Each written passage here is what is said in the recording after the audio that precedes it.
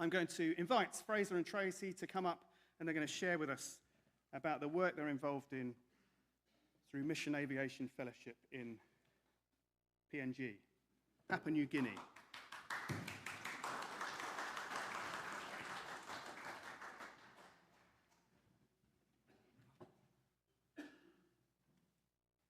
Good morning, everyone. It is so lovely to be here.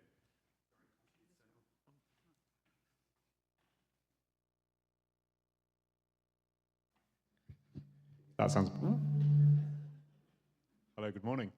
It is so lovely to be here, and just by way of introduction of us, so we are Fraser and Tracy, and this is my son Oliver, who's 10, and Rosie's having a quiet day. She's out the back somewhere. But we came to this church with my mum, who's over here, and my dad, obviously, and my brother, up until the age of about 14, 16, so mid-teenage years. And yeah, so this is our home church growing up, and it's wonderful to be back. We're going to, excuse me, sorry.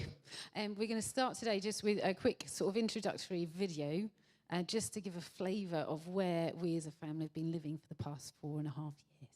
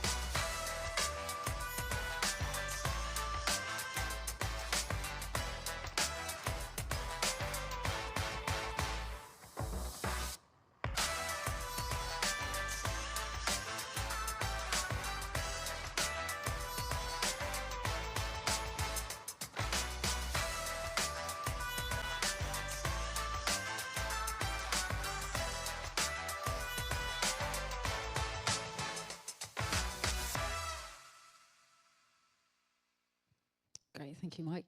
So I know the writing might have been a bit tricky to read. There's quite a lot of it, and it's quite light in here. But the summary of it is that that's one of the 200 plus little bush airstrips that MAF serves in Papua New Guinea. And how many times did we see the airstrip? We all saw it once at the end, didn't we? Did anyone see it twice? Because what the aeroplane has to do is they have to circle round it first, just to check there are no pigs and goats or people on the airstrip, so that they can and then ensure that everything's clear and then land. And we've been to that airstrip twice, and both times it really strengthened my faith. Because you're in a little vibrating metal box that shouldn't really be in the air, as far as I'm concerned. Not brilliant at physics. And then, yeah, we kind of suddenly, out of nowhere, it seems, this bush strip appears. And then the adventure really starts. But before we talk a bit more about that particular airstrip, Fraser's going to summarise what we've been doing. Great. So for the last 4.5 years, I've been the head of finance for MAF in Papua New Guinea. It's the largest program for MAF, and we have 11 aircraft. We've just got a float plane, so we can expand to some new regions, which is great fun. Yeah, so we've been serving there, and Tracy has been the training officer, looking at how we welcome national missionaries into the organisation of MAF. So we got an amazing amount of training before we went into MAF. Yeah, and you've been working on the induction. Now, if you're like us, many people will say, where in Africa is Papua New Guinea? And so just to highlight here, if you follow up this east coast of Australia and then carry on up, the island of Papua New Guinea, well, the country of Papua New Guinea has many islands, and it's just above, they're on the Pacific Rim. It's about 11,000 miles away. And should I just talk about the terrain?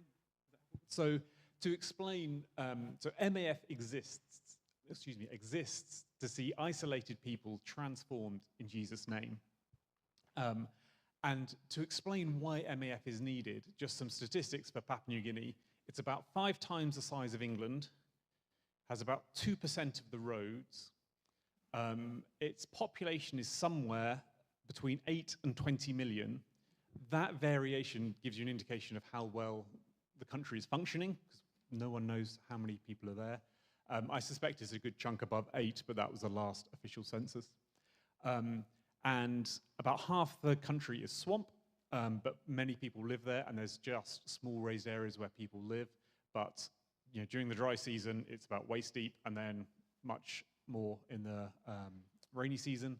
We live on some mountains through the middle that go up to about 13 to 16,000 feet, which is clay and volcanic, and it crumbles, so infrastructure is just really hard there. And so actually an aircraft landing, that was a 500-meter airstrip, 3.9% incline, is one of our better ones. It's actually easier for landing than many. But an aircraft is the most sensible way for transporting people and goods. Building a road doesn't make sense in the context of Papua New Guinea. And just one other, Wikipedia will tell you that Essex gets 800 millimeters of rain every year. By comparison, Telefomin, one of our bases, gets 8,000 millimeters of rain every year. So a full 8 meters of rain. Trying to build anything in that context is very difficult, particularly infrastructure. And I've done all the things on that list, right? Why are we here today? Thank you. Which is primarily, first and foremost, to say thank you as a church. You have supported us beautifully and so thoroughly and so well for the whole time we've been out in Papua New Guinea. That's both individuals and you as a church. So thank you, thank you, thank you for the prayers, the financial support, and the words of encouragement that just keep on coming. It has been absolutely wonderful. There is no way we could be in Papua New Guinea serving out to see God's kingdom come in a very different culture, a very different context without you. Thank you. Okay, so I'm going to get into training officer mode with you. If you could just imagine for a moment that you are a new member of staff in Mission Aviation Fellowship, Papua New Guinea, and you've come to your induction week, and we're meeting each other for the first time, and you're a bit nervous because it's your new job. And my job is to kind of help with it, along with a team, to let you know what you're in for. Okay, so what I tend to do is show folks the picture on the screen here. Can anybody guess which parable from the Gospels is shown in this picture? The Good Samaritan, brilliant. And actually the subtitle in the Tok Pisin Bible, Tok Pisin is one of the official languages in Papua New Guinea. The headline for that is Jesus Histori lo man blo Samaria I helpin one pla Judah. And so the question that I pose to all the new staff is, who is MAF in the story of the Good Samaritan? So there we have the poor Jewish man who's been beaten up and left for dead. We have the donkey carrying him. We have the Samaritan doing the really good work of God. And then we have the innkeeper who looks a bit confused and is going to help look after the Jewish man. So who in that story is MAF? Can we hazard a guess? I know it's a tricky one. He could be the Samaritan, and in some small instances, Mission Aviation Fellowship is the Samaritan, the hero of the story. But actually, our normal day-to-day work is to be the donkey. We are a really good donkey. We're excellent at being a donkey. So as we have 11 small aircraft And our job is to ferry around and carry around all the Samaritans. So we carry around teachers, dentists, doctors, pastors, missionaries, teachers, exam papers, all kinds of things, as well as some building materials, and then also for really remote communities getting their cocoa harvest to market, for example, is another thing we do. So just to sort of demonstrate that a little bit further, I wanted to talk to you about these guys, Isaac and Melissa. Okay. So in the background of, so Isaac's their baby, she's not a baby anymore, she's 4, Hannah and Melissa, and their dog in the background. In the background of that story, of that picture, you can see a house. And that is the house of the missionaries who came from outside of Papua New Guinea decades and decades ago to set up a mission station in Sengapi, Nazarene missionaries from America. And MAF carried all of the building materials for that house. The water tank, the hot water system, all of that, all the poles, all the wood, all the glass. And that's where they live now.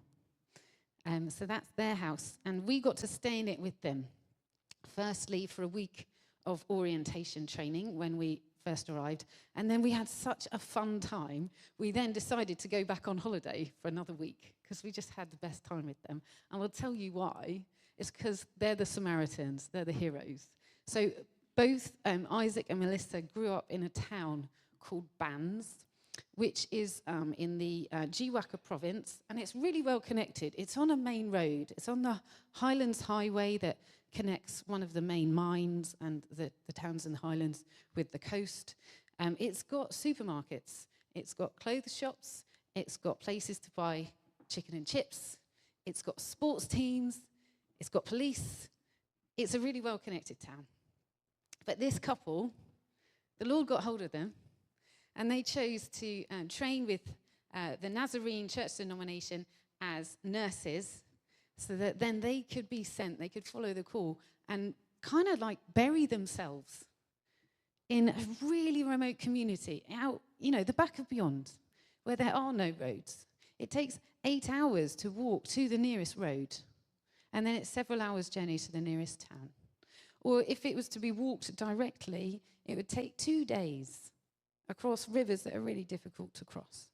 And so they've chosen to follow the call of the Lord, to go and lead not just their health clinic that's there and 2 other staff who man it with them. It's not an aid post. The super remote airstrips that don't have former mission stations, they will have aid posts. These guys, because of all their sort of building facilities, they're able to actually have a clinic that has a ward for men, a ward for women. And MAF recently brought in a vaccine fridge so that they can do programs of vaccinations with local children. And so this clinic and the school that's there attract families from miles and miles around. Children walk for a couple of hours a day to come to the school, or families walk for several hours to come to the clinic. Now, these guys, they're in their late 20s. They're really funny, they're fun, so clever. Isaac can build anything out of anything. Like, he built a cookhouse to cook in that houses the entire village. And they have amazing youth nights in there. Melissa is so wise. When she preaches, you've heard the word of the Lord. And if they chose to stay in Bans, or went to Mount Hagen or Ley, the big cities, they could have a brilliant, popular, well-funded youth ministry. They're a power couple. And yet they've chosen to just be obedient to the voice of the Lord and go out to somewhere that has no road. It's really difficult. There's not even chicken and chips there. And, they've made that difficult choice. And we were able to help them out. One of the really difficult things about that decision is that their daughter Hannah needs to go to school. Hundreds of children at the school, 1 teacher. And for her, that was a really big grief for her, that she was kind of shouting at the Lord at a little bit. When you feel like you have to sacrifice the well-being of your children for the call that God's given you. And so we were able to bless them with some homeschool books. And so now she is just feeling confirmed, and because we didn't need them anymore, so we could just pass them on. And so, yeah, they're just kind of feeling like they've had the encouragement they need to just keep on in this next season of life. So they help lead the church there. They're the first ones out for volleyball and basketball every Sunday. And we'll be sending them a picture of themselves on a screen in the UK, so that they know that they're still such a big encouragement to us. They are our heroes. And MAF works really closely with them. We've worked really closely with them on a number of medical evacuations for mothers in labour or folks who've been injured for various reasons, getting them evacuated to Mount Hagen and then to driven by ambulance to a hospital nearby. So this is just one story. If we had longer, we'd be telling story after story of all of the heroes in PNG that we get to serve as the donkeys. And I think that's me for now. So what's coming up next for us is I have finally quit accountancy. Now, if you know any accountants, you probably know in the back of their mind they've got that thought that there's probably a way out of accountancy. So Tracy and I are going to job share. Now, we're moving to an island called Bougainville, which is actually part of Papua New Guinea. Now, my fingers aren't long enough, but here's the Papua New Guinean mainland over on the west side, and the furthest eastern Papua New Guinean province is Bougainville. It went through a civil war over mining resources, and because of the war and what happened afterwards, there's been about a 20-year gap in education or any investment and further. So there's a generation who have not had access to the outside world at all.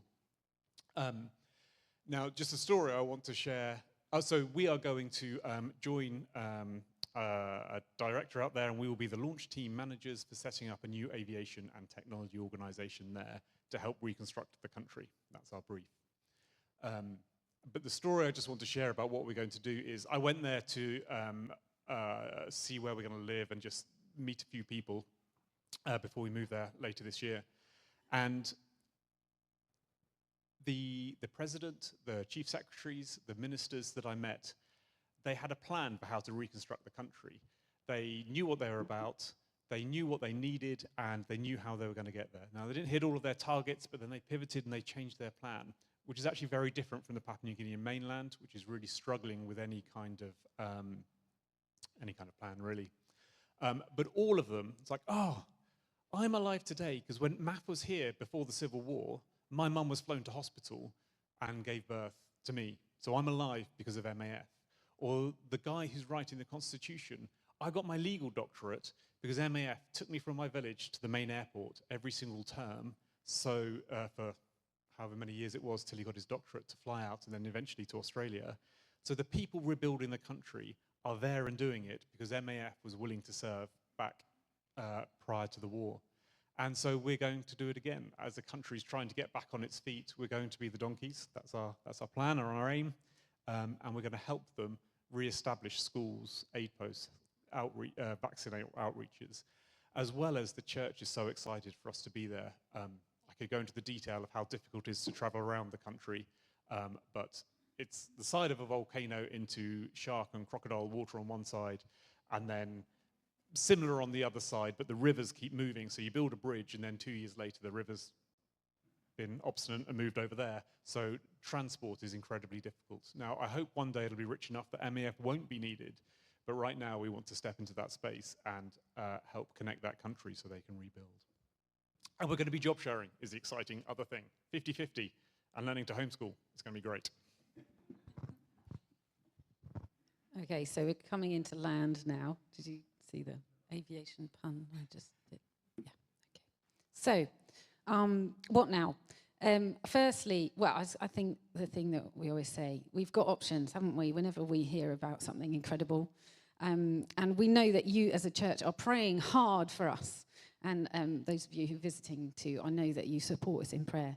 And I would encourage everyone in this room, if you're not already doing it, think of a hero you know and pray. Just like we pray for Isaac and Melissa. Maybe think of them now. Just ask the Lord right now, in fact. Is he prompting you to be the donkey for someone in prayer right now? Carrying them in prayer. Maybe he is. Or maybe just a name pops into your mind and it doesn't feel particularly holy, but maybe that's the one. Okay. So hold that thought. Also, those of you who feel like the Lord might have spoken to you about this already, because we always pray that God's going to prepare the way before we come and speak to a church. If you know the Lord's already spoken to you about being open to giving to us financially so that we can continue to be donkeys out in Bougainville as they rebuild after civil war, we would love that. If you want to come and speak to us afterwards, that would be incredible. If you also have a group of friends who all own private jets, if you could just chat with them about how we need one, not really a jet, more like a flying donkey, then also chat with them and then come and chat with us. That would be great, as we're also doing some sort of larger fundraising. And then finally, we can all go. And there's different types of going, isn't there? There's the Samaritan kind of going, which is about finding a boundary and crossing it with the love of Jesus and doing something with him. You know, a cultural boundary, a religious boundary, any other kind of boundary we can think of. There's that kind of going. But then there's also the going of the donkey, isn't there? And so I know that the Lord has already called some of us in this room to be the Samaritans, to run a ministry, or to be that parent at the school gate who is open to hearing about how people really are, or whatever it is the Lord has placed on your heart in a kind of Samaritan kind of role. But then there'll be others of us that the Lord is calling to be the donkey, because actually we know some foster parents or adoptive parents or single parents who could really do with some support right now.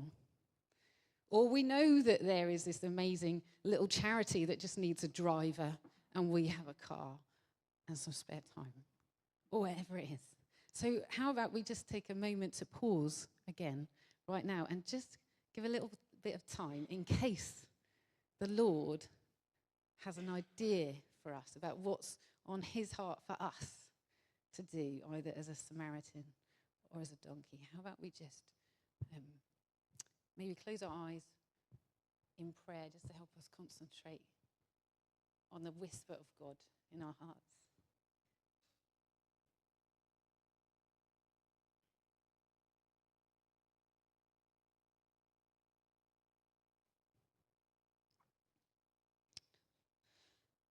King Jesus, King of the universe. What a holy day this is. Because you are here.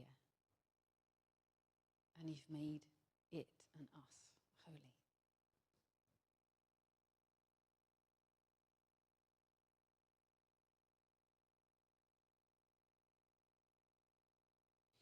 And King of ours, we know that you've commanded every one of us to go into all the world and preach the good news that you are alive, that you love us, and that you've done everything needed to bring us to the Father, and that you've done it for all of mankind and womankind.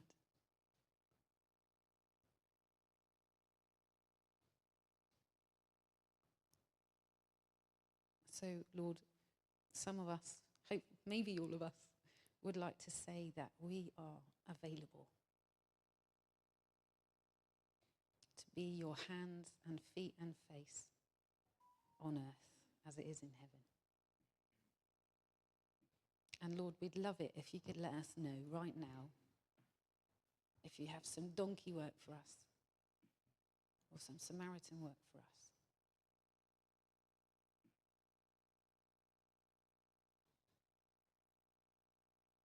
And we ask that you help us by your Spirit and through your body, the church, to do the good deeds that you have planned in advance for us to do.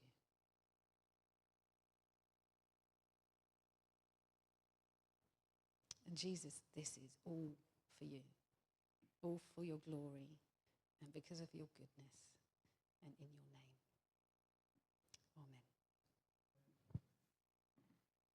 Amen. Can I just say one last little thing? Sorry. Oliver came up because he just wanted to share one thing. So he just wants to share one story of his favourite thing that happened in our time out there. So during the school period, term, so I was off sick because I had a boil. So I was reading in one of the math offices because both my parents were at work, and then I heard my mum talking to someone, so I went to go find out what was happening.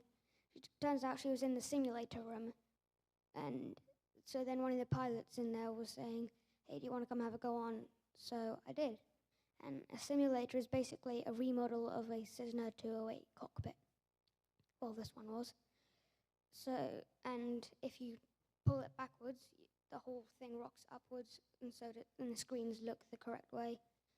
So we flew under Sydney Harbour Bridge and did a few tricks.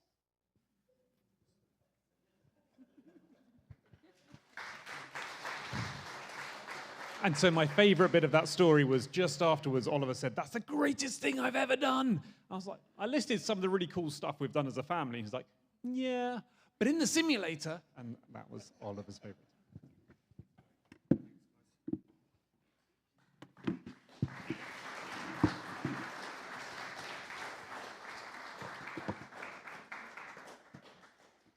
Thanks so much for sharing, guys. And Fraser and Tracy will be around afterwards when we move through for refreshments and stuff. There's some tables, some more information if you've been prompted by God to pray, to give, to go, then please go and speak to them afterwards. They'd love to speak to you more, I know.